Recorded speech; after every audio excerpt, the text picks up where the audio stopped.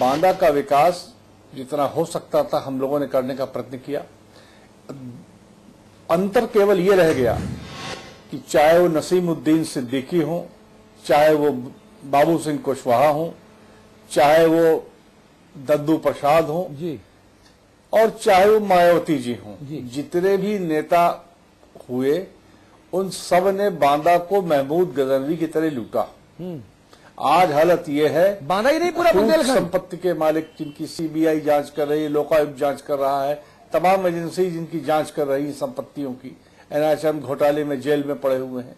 बांदा का पैसा जो आया वो पैसा इनके परिवार में लगा, विकास के नाम पर नहीं विनाश के नाम पर लगा। और ये हालत ये है कि सड़कें वैसी की वैसी रह गई, 4-4 बार 5-5 बार हर 6 महीने में सड़क बनती, तालाब बने नहीं, कुएं बने नहीं, जाली पेमेंट दिखा दिया तालाब की हालत वही है। आज भी बांदा शहर के अंदर, बांदा के इलाकों के अंदर जो पुराने नवाबों के वक्त में तालाब है, अगर उनको ही केवल ठीक कर दिया जाए तो बांदा की पेयजल की आधी समस्या का समाधान हो सकता है। अच्छा चलिए चलिए, ठीक है, हम सिर्फ बांदा पर ही फोकस ना करें। विवेक सिंह जी, आप बांदा से विधायक हैं, हम बुंदेलखंड की बात करेंगे। बुंदेलखंड में इसमें एक बात मैं कहूंगा, विवेक सिंह जी को ये बात ध्यान रखनी चाहिए। एक दौर था जब बुंदेलखंड में कांग्रेस के सबसे बड़े नेता हुआ करते थे गोविंदास रिछारिया। हाँ, तो दादा वहां के सबसे बड़े कद के नेता थे। हाँ। और नेहरू परिवार के करीबी थे। हाँ, दशकों तक वो व्यक्ति राज्यसभा में रहा, इंदिरा गांधी के बहुत निकट थे, बहुत जिसको चाहते थे उसको मंत्री बनवा देते थे। लेकिन बुंदेलखंड का विकास नहीं हुआ। विवेक सिंह जी तो अभी आए, मैं गोविंदास रिछारिया की बात कर रहा हूं। राजेंद्र अग्निहोत्री 6 दफे सांसद रहे भारतीय जनता पार्टी के। अगर मैं 2 पर्सनैलिटीज देखूं भाजपा और कांग्रेस की, तो गोविंदास रिछारिया और राजेंद्र अग्निहोत्री दोनों की हैसियत अच्छी रही अपनी अपनी पार्टियों में। कहा क्या विकास हुआ बुंदेलखंड का? बुंदेलखंड के जो जिले हैं, मैं केवल बांदा पर कन्फाइन नहीं करूंगा जी, बुंदेलखंड के जो जिले हैं उनका तो विकास नहीं हुआ जी। इस वक्त हमारे साथ आर.के. पटेल साहब मौजूद हैं। आप बांदा चित्रकूट संसदीय क्षेत्र से समाजवादी पार्टी के टिकट पर सांसद बने हैं। आर.के. पटेल साहब, समाचार प्लस पर जो मुद्दा आज हम उठा रहे हैं वो बुंदेलखंड में बुंदेलखंड के रहने वालों की दुर्दशा पर है। बुंदेलखंड में एक साल में 300 से ज्यादा किसान खुदकुशी करते हैं। 5 बरस में 35 लाख से ज्यादा लोग बुंदेलखंड से पलायन कर गए। आप लोगों की सरकार है, इसके पहले जो सरकार थी आप उस पार्टी में भी शामिल थे, बहुजन समाज पार्टी में भी आप थे, अब आप समाजवादी पार्टी में हैं। मुझे ये समझ नहीं आता कि क्या हम बुंदेलखंड के लोग ऐसी तड़पते रहेंगे, बिना विकास के रहेंगे, राजनेता अपनी रोटियां सेकेंगे? हेलो जी, देखिए, बुंदेलखंड के जो किसान हैं, हेलो, आपकी आवाज आ रही है? बोलना जारी रखिए आप। बुंदेलखंड के जो किसान हैं वो लघु सीमांत छोटे छोटे किसान हैं और यहाँ सिंचाई के साधनों का अभाव है। और जब तक सिंचाई के साधन डेवलप नहीं हो सकते, भारत सरकार ने अभी 7263 कितने का पैकेज यहाँ जारी किया। उन्होंने कहा बुंदेलखंड को स्पेशल पैकेज दिया गया। हाँ, वो स्पेशल पैकेज भारत सरकार का कहीं दिखा नहीं है। हाँ, जो किसान के लिए वो सूखा शमन कार्य नीति योजना बना करके आया था, वो पैकेज सूखे से निपटने के लिए कार्य नीति बनाने के लिए उसका नाम दिया गया जी। लेकिन वो सूखा से निपटने के लिए जो अधिकारियों की कार्य योजना है, भारत सरकार में बैठे योजना आयोग के जो मनटेक सिंह अहलुवालिया योजना आयोग के उपाध्यक्ष पटेल साहब माफी चाहूंगा, ये उनके समक्ष इस बात को रखा कि किसानों की उस दुर्दशा को सुधारने के लिए जो आत्महत्याएं कर रहे हैं, उनको चाहिए सिंचाई का साधन डेवलपमेंट के लिए पानी। और जब तक सिंचाई का साधन नहीं होगा, बुंदेलखंड हमारा पलायन कर रहा है, आत्महत्या कर रहा है, उसके लिए आवश्यक है सिंचाई के साधन हम डेवलप कर। पटेल साहब बहुत अदब से कहूंगा, दोनों बड़ी पार्टियों में आप रह चुके हैं और प्रोमिनेंट पोजीशंस पर रहे हैं। कांग्रेस, भाजपा, सपा और बसपा चारों की सरकारें बुंदेलखंड ने देखी। और ये बात जो आप बता रहे हो, ये कोई गोपनीय तथ्य तो है नहीं कि बुंदेलखंड में पानी जब तक नहीं होगा विकास नहीं होगा। ये तो छत्रसाल के समय से लोग जान रहे हैं कि पानी नहीं होगा। आप अब की बात बता रहे हो। मुझे सुनो ना पटेल साहब, 4 सरकारें, चारों पार्टियों की सरकारें वहां रही जब से देश आजाद हुआ। ये सत्य जो आज उद्घाटित हो रहा है इस मंच पर आपके द्वारा, इस सत्य को ठीक करने के लिए कांग्रेस की सरकार रही, उत्तर प्रदेश में मेजॉरिटी की सरकार रही दशकों तक। भारतीय जनता पार्टी की रही, बहन जी की रही, नेताजी की रही, अब भैया जी की है। इतनी सरकारें आ गई, ये सब तो किसी ने पहले नहीं देखा। बजट पास हुआ है उत्तर प्रदेश का, तो उत्तर प्रदेश का बजट पढ़िएगा, उसमें देखिएगा, उसको पढ़िए। उत्तर प्रदेश का जो बजट पास हुआ है उस बजट को पढ़िएगा, उसमें बुंदेलखंड के लिए और यहाँ के किसानों के लिए जो बजट में आया है प्राविधान, अभी वो लागू होना, अभी तो हुआ 1 महीने पहले बजट पास हुआ। और इस वक्त महाराज पहली बार बुंदेलखंड की समस्या आई है क्या जो आज बजट पढ़ूं? मैं ये कह रहा हूं 65 साल से बजट क्यों नहीं मैं देख पाया? 65 साल से वहां आदमी मर रहा है, पाठा में पानी नहीं। मैं भी वहीं से हूँ, मैं भी किसान हूँ, मुझे पता है। तब इस बार में आरके पटेल साहब, आरके पटेल साहब, क्या मैं भी किसान हूँ। नहीं, माफ करिए आरके पटेल साहब, मैं भी बांदा से ही हूँ। अगर आप मानिकपुर से हैं तो मैं बांदा से हूँ। मुझे भी पता है वहाँ पर क्या होता है और कैसे होता है। जो वहाँ चैम्बरों में एयर कंडीशन में बैठ करके बड़ी बड़ी बातें करते हैं जी, जमीन में आकर के पहले धरातल में देखे, धरातल पर देखने के बाद ही आपको फोन लगाया है।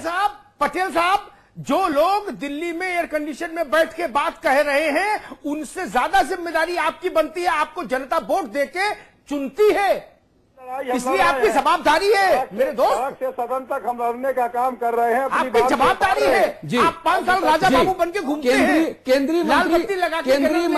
केंद्रीय मंत्री और झांसी से सांसद, कांग्रेसी सांसद श्री प्रदीप जैन आदित्य हमारे साथ जुड़ गए हैं। प्रदीप जी, बहुत स्वागत है आपका समाचार प्लस पर। जी प्रदीप जी, आवाज आ रही है? हाँ, आ रही है आपकी जी। बहुत स्वागत है आपका। अतुल अग्रवाल बोल रहा हूं मैं। मुझे ये समझाइए कि बुंदेलखंड में जो अन्नदाता किसान है वो एक साल में 300 से ज्यादा खुदकुशी करता है। बुंदेलखंड में 5 साल में 35 लाख से ज्यादा लोग पलायन करते हैं। आप वहां के मंत्री हैं, झांसी बुंदेलखंड की राजधानी। मुझे बताइए आखिरकार ये स्थिति कब सुधरेगी, क्यों नहीं सुधर पा रही? हमारे देश की सबसे बड़ी विशेषता है कि हमारे देश का संविधान संघीय ढांचे पर निर्भर है। हाँ। केंद्र और राज्य दोनों मिलकर अगर एक समन्वित रूप से कार्य करें तो उससे पूरे बुंदेलखंड की स्थिति परिवर्तित होगी। हाँ। लेकिन दुर्भाग्य का विषय है कि राज्य सरकारें जिस तरह से बुंदेलखंड के अंदर कार्य करना चाहिए उस तरह का कार्य नहीं कर पा रही हैं। भारत सरकार ने राहुल जी के प्रयास से वहाँ पैकेज भी दिया, बहुत सारी योजनाएं भी दी। महात्मा गांधी नरेगा जैसी योजनाएं जिसमें एक एक जिले में डिमांड ड्राइविंग स्कीम के आधार पर 200 से 250 करोड़ रुपए जाते हैं जी। लेकिन उसका इम्प्लीमेंटेशन चूंकि हमारा फेडरल स्ट्रक्चर है, स्टेट को करना है। और अगर स्टेट सही ढंग से इम्प्लीमेंटेशन नहीं करेगी, हम बुंदेलखंड के बहुत सारे जिलों में गए, हमने कमियां देखी, राज्य सरकारों को पत्र लिखा, लेकिन चूंकि कार्रवाई उनको करना है उन्होंने नहीं की।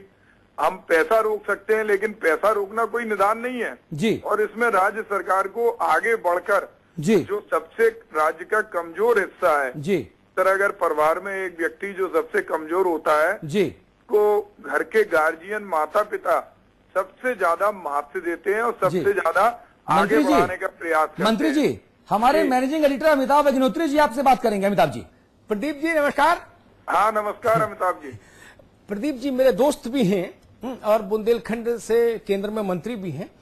प्रदीप जी, आपने अच्छी बात कही कि संघीय ढांचा एक कई बार समस्या भी बन जाता है, लेकिन मुझे वो दौर याद है जब लखनऊ में नारायण दत्त तिवारी शासन करते थे और दिल्ली में इंदिरा जी शासन करती थी। दिल्ली से लखनऊ तक और बुंदेलखंड में गोविंदास रिछारिया शासन करते थे। जी जी जी। यानी सब तरफ कांग्रेस, लाली देखन में मैं गई जिद देखूं तितलाल, है ना, सब तरफ कांग्रेस थी। तब बुंदेलखंड का विकास क्यों नहीं हो गया? तब तो संघीय ढांचे की समस्या नहीं थी। बिल्कुल बिल्कुल अमिताभ जी, आपने वही जवाब दे दिया जिसकी हमें अपेक्षा थी। उस समय का अगर हम दौर देखें, हमारे पास सारे आंकड़े हैं।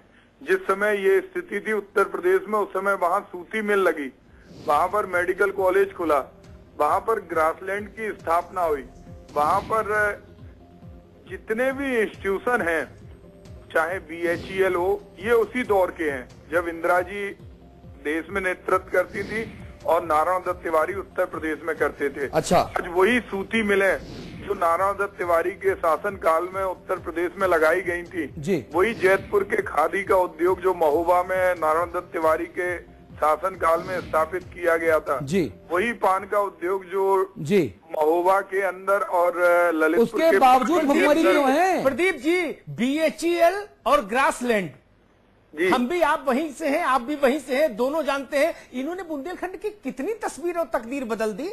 हम समझते हैं कि नियत और नीति पर हमें ज्यादा ध्यान देना चाहिए। उसके बाद जो राज्य सरकारें आई, आज अगर हम ये बात कहें एक गिलास रखा हुआ है कि आधा खाली है, जी। और वही अगर हमारी दृष्टि सकारात्मक है तो हम कहेंगे कि आधा भरा है। अच्छा, अगर इन उद्योगों को लगाने के समय उसमें इतनी आबादी बुंदेलखंड की नहीं जी। थी, उस समय ये स्थिति करप्शन की नहीं थी। जी। आज स्थिति ये है कि भारत सरकार से जो पैकेज जाता है उसको पार्टी के कार्यकर्ता सिलेक्शन बोर्ड के आधार जी, पर जी। उसकी धनराशि का दुरुपयोग करते हैं। नहीं तो एक खुली किताब आप समझिए। आर.के. महात्मा पटेल गांधी साहब हमारे ने- साथ हैं। आर.के. पटेल साहब हैं हमारे साथ। आप बांदा चित्रकूट से सांसद हैं, सत्तारूढ़ समाजवादी पार्टी के गरिमामयी सदस्य हैं।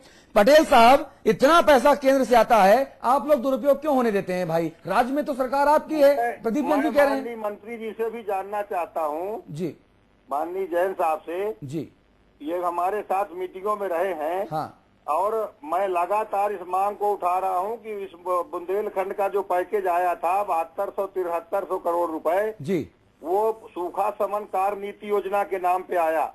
और सूखे से निपटने के लिए कितने ट्यूबवेल यहाँ लगवाए गए, सिंचाई के कितने साधन डेवलप कर दिए गए हैं, उन साधनों को मुझे बताओ। मैंने लगातार हर बार प्रस्ताव दिया और इसको लेकर के लगातार मैंने लड़ाई लड़ी।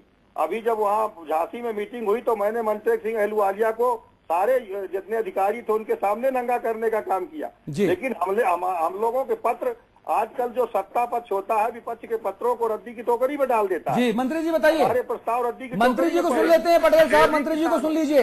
बिल्कुल, पटेल साहब जो बात कह रहे हैं इसमें बहुत ज्यादा सत्यता है, क्योंकि डीप बोरिंग के लिए चूंकि उस समय बहुजन समाज पार्टी की उत्तर प्रदेश में सरकार थी और जो पैकेज में काम होने था उसकी डिजाइनिंग उन्होंने की थी, और डिजाइनिंग में चूंकि राज्य के अंदर दखलंदाजी केंद्र नहीं दे सकता। हाँ। अभी समाजवादी पार्टी को तो केवल अभी जुमा 4 या 3 महीने हुए हैं। अभी जब तक जो स्थिति पिछले शासन काल में बिगड़ी हुई है उसको संभालने में हम समझते हैं पटेल साहब बिल्कुल सही बात कह रहे हैं। और हमेशा चाहे पटेल साहब हो या हम हो या चाहे दूसरे दल के सांसद, फ्रेंडली मैच खेल रहे हैं आप लोग।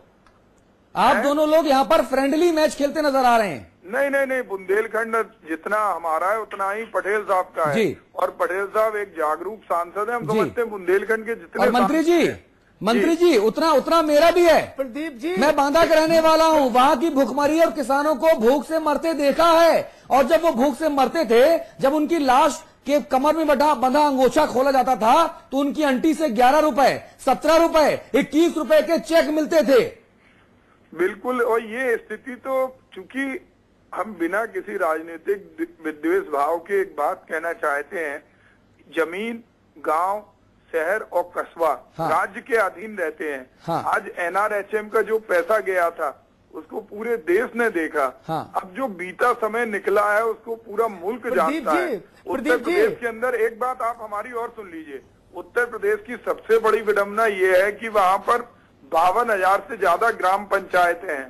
और वहाँ पर ग्राम स्तर पर केवल 7,000 कर्मचारी हैं। और ऐसी स्थिति में अगर आज अभी हम वर्तमान में देखें, निश्चित रूप से समाजवादी पार्टी सत्ता में आई है, लेकिन सत्ता में आने के बाद उनकी नजर सहयोगात्मक है। उन्होंने, हम लोगों ने जब पिछली सरकार थी नरेगा में जहां हजारों करोड़ की, मंत्री जी आप बात प्रदीप जी एक बात कहूंगा, समाजवादी पार्टी की सरकार उत्तर प्रदेश में पहली बार नहीं आई। इसके पहले एक से सुन लीजिए प्रदीप जी, सुन लीजिए।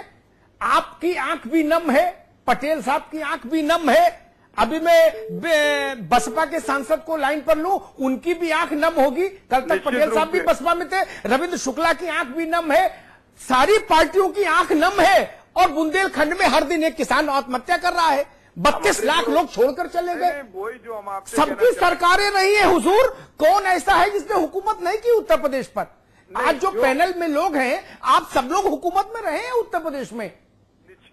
निश्चित रूप से जो आप सारी तस्वीर प्रस्तुत कर रहे हैं, अगर बहुजन समाज पार्टी के सांसद से भी अगर आप बात करेंगे तो उनके वो भी मन यही में- कहेंगे जो आर.के. पटेल कह रहे हैं, जो आप कह रहे बिल्कुल हैं। बिल्कुल, उनकी बात वहाँ बहुजन समाज पार्टी में नहीं मानी गई।